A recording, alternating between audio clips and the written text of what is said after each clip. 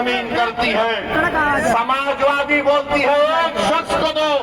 मैं क्या चाहता हूं कि मजलिस के प्लेटफॉर्म पर एक नहीं बल्कि 100 की तादाद में आपके दुआ और वोटों से जमीनी सतह से आपका लीडर पैदा हो जाए। ये काम में आपको ताउन करना है मेरे भाई। लीडरशिप को बनाना है जो आपकी आवाज में बात करेगा, जो आपके तकालीफ और मसाइल को बयान करेगा। और फिर जनाब अबू आसिम साहब ने इसी जगह पर एक प्रोग्राम किया और कहा 30 साल बेमिसाल। कहा था 30 साल बेमिसाल कहा था। अब मेरा जवाब अबू आसिम साहब आपके लिए है कि 20 साल गोवंडी बेहाल। जुर्म की रात लंबी, गुर्बत, तंगी और कचरे के पहाड़, ये अबू आसिम का कमाल। 20 साल बेमिसाल। कभी भाई सुनिए, कभी चलकर फिरते भी आप, कभी आंख से देखते यहाँ की बदहाली को, कभी तुमने देवनार के जंपिंग ग्राउंड के बारे में बात की, कभी ड्रग्स के मसले पर तुमने देखा कि कैसे हल किया जाए। मैं जिम्मेदारी के साथ कह रहा हूं, मैं यहाँ पर बैठकर मजलिस के इन तमाम 8 उम्मीदवारों की तकारीर को सुन रहा था। मैं आपको जिम्मेदारी के साथ बता रहा हूं कि बहुत लंबे अरसे के बाद मैंने ऐसे काबिल उम्मीदवारों को देखा है।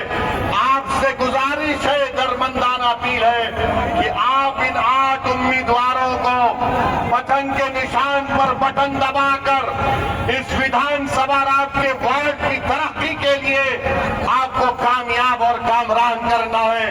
और आप जानते हैं मेरे भाई कि देवेंद्र फडणवीस बार बार बोलते हैं ये ट्रिपल इंजन की सरकार है। मुंबई पब्लिक स्कूल से नटवर पार्क कंपाउंड में 2 साल लग गए रोड को बनाने के लिए। अरे फडणवीस साहब, ये कौन सा तुम्हारा ट्रिपल इंजन की सरकार है? मेरे अजीज दोस्तों और बुजुर्गों, ये बुनियादी मसाइल है और इंशाअल्लाह ताला आप मजलिस के उम्मीदवारों को कामयाब करिए। मुझे यकीन है कि इंशाअल्लाह ताला ये उम्मीदवार आपके काम करवाएंगे और हम इनके पीछे रहकर इनको पूरा इनके ऊपर नजर रखेंगे कि वो किस तरीके से काम कर रहे हैं या नहीं कर रहे हैं। और जो लोग ये समझ रहे हैं कि 42,000 को अतीक को हासिल हुए, ये गलती से हासिल हो गए। अबू आसिम साहब, मैं आपको बता रहा हूं, हमसे थोड़ी कोताही हो गई। अगर असदुद्दीन ओवैसी रोडों पर चल जाता तो तुम हार जाते। मगर अल्हम्दुलिल्लाह अब गोवंडी के मानकोट शिवाजी नगर के हर घर में पतंग पहुंच चुकी है। हर घर में मजलिस का पैगाम पहुंच चुका है। मेरे भाई, एक सियासतदान के लिए आपने 20 साल उसको वोट दिया। बताओ 20 साल में ये बर्बादी कर दी गई है आपके इलाकों में। अगर आप इंसाफ चाहते हैं तो मैं नौजवानों से अपील कर रहा हूं कि आप मजलिस इत्तेहादुल मुस्लिमीन को देकर कामयाब और कामरान करिए। और दूसरी बात ये है कि अभी हम सुन रहे हैं, मेरे भाई सुनो, रुक जाओ थोड़ी देर। I love you.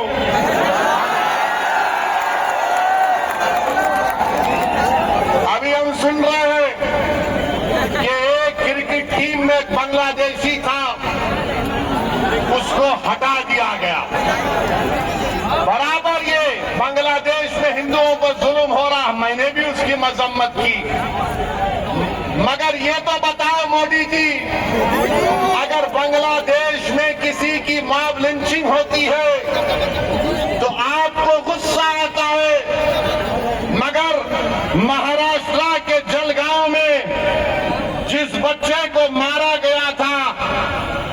उसके ऊपर आपको गुस्सा क्यों नहीं आता मोदी जी, फडणवीस जी?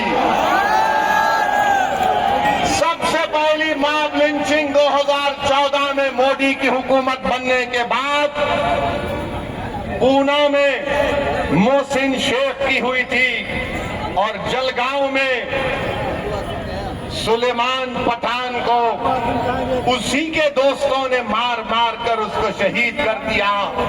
अगर बांग्लादेश में कोई हिंदू मरता है हम कंडेम करते हैं, मारने वालों को जालिम कहते हैं।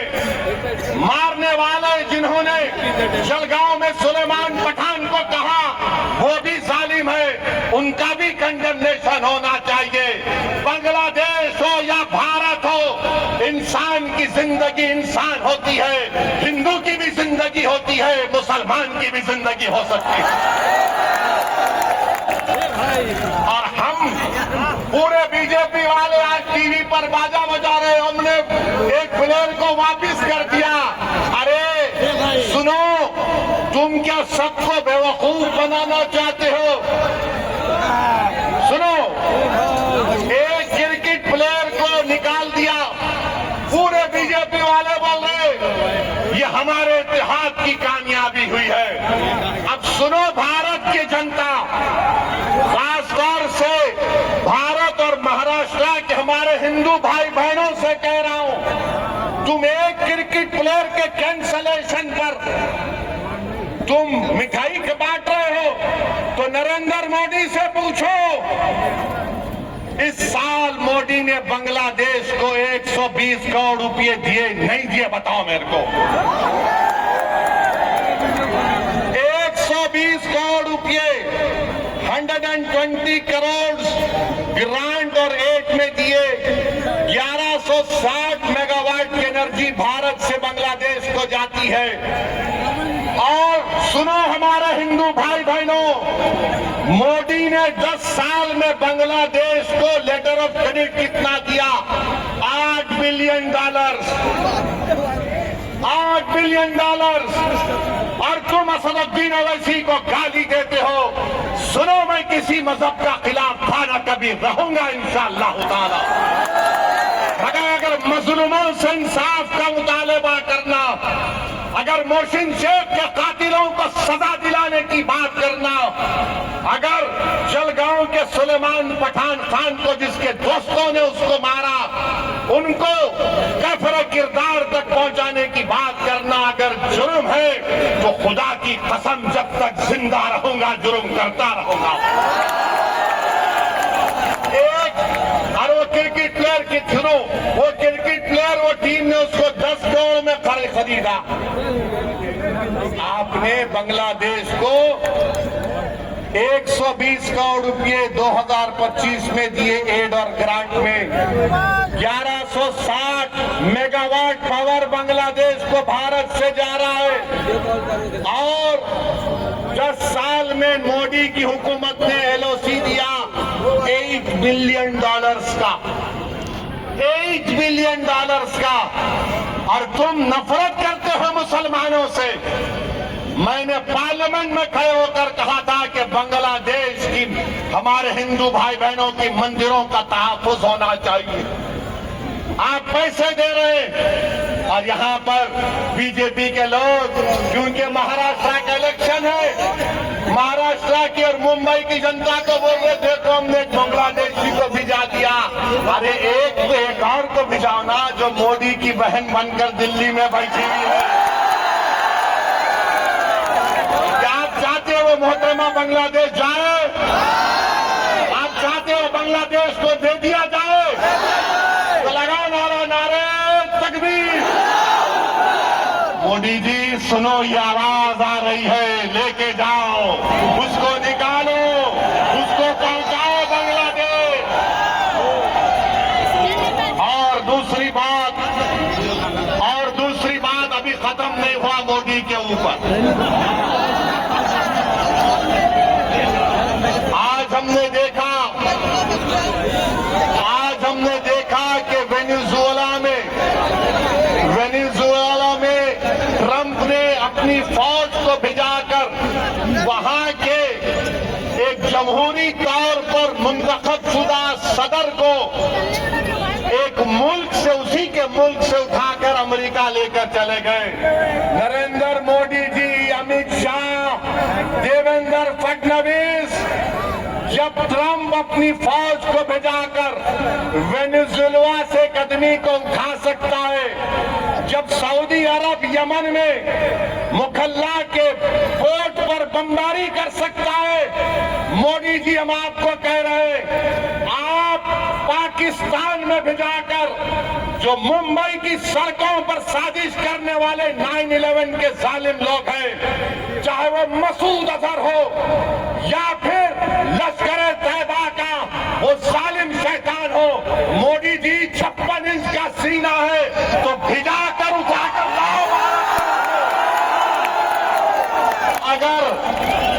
अगर ट्रंप कर सकता है तो क्या आप कम है? जब ट्रंप कर सकता है तो आपको भी करना पड़ेगा, क्योंकि मोदी ने कहा था अब की बार ट्रंप सरकार। तो मेरे भाई, मुझे मालूम कि आज के इस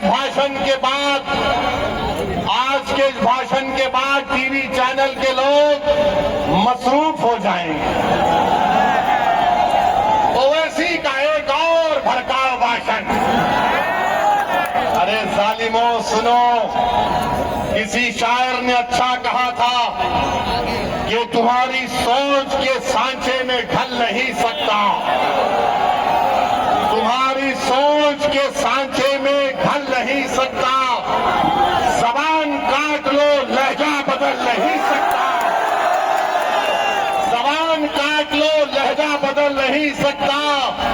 और सुनो नरेंद्र मोदी, देवेंद्र फडणवीस और अखिलेश यादव, मुझे भी मोम का समझ रहे हो क्या? तुम क्या अबू आसिम साहब की तरह मुझे भी मोम का समझ रहे हो क्या? तुम्हारी लौ से ये लोहा पिघल नहीं सकता। तो मेरे अजीज दोस्तों और बुजुर्गों,